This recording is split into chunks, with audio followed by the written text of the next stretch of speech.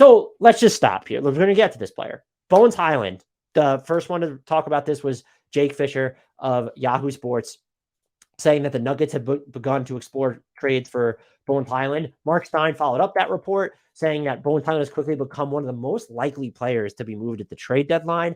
I still might be fairly shocked if he's like moved. But there were, within those both reports, is that Bones Hyland has become frustrated. He's clashed with Michael Malone, wants more of a stable role. Yeah, it's clear that the Nuggets are exploring their options. They're in win now mode. His defense has been atrocious. He's had some rough stretches, especially inside the arc this year on offense. So you can take that and say, okay, yeah, that makes sense here. Do you bank on him being one of the most likely players to be moved?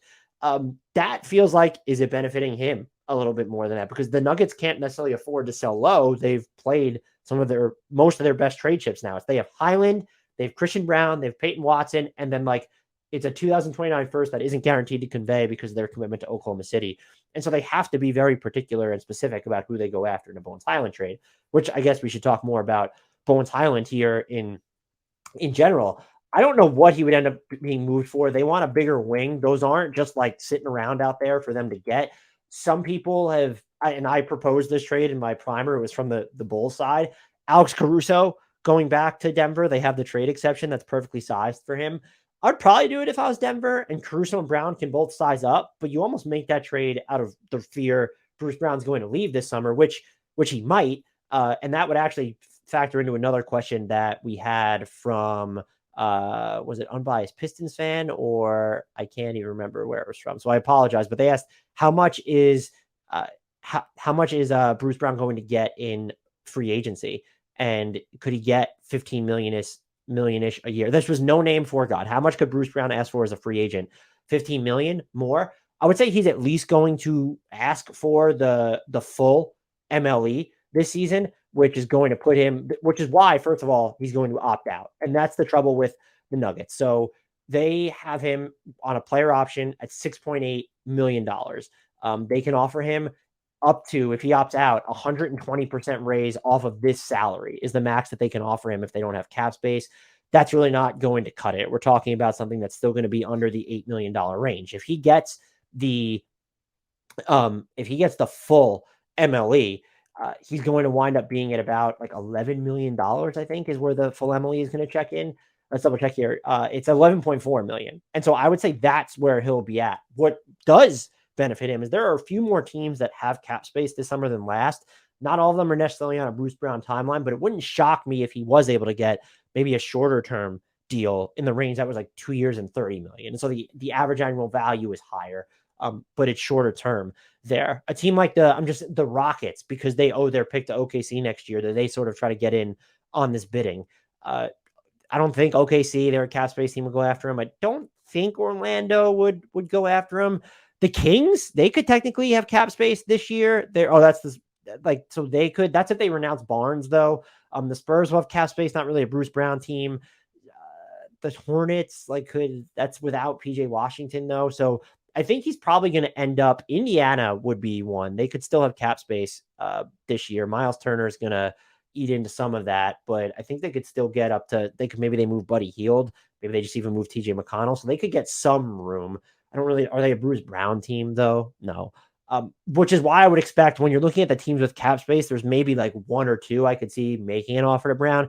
I would expect him to be in the non-taxpayer mid-level territory, which is 11.4 million. Again, maybe he goes a little bit beyond that. The Nuggets cannot keep him at that number, which is then why you would make the Caruso trade, because you have those two now, and then Caruso's under the books next season. So you're replacing what you get from Brown. They can both guard up. They're both point of attack whizzes. So I get it from that perspective. You're looking for front line defensive help. How long is it going to be till Javonte Green is healthy? He could really help you out there. Might be a factor if you were making that deal.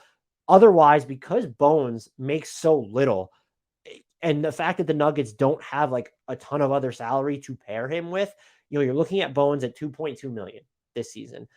They do have some wiggle room because they could take a player in that $9 million trade exception.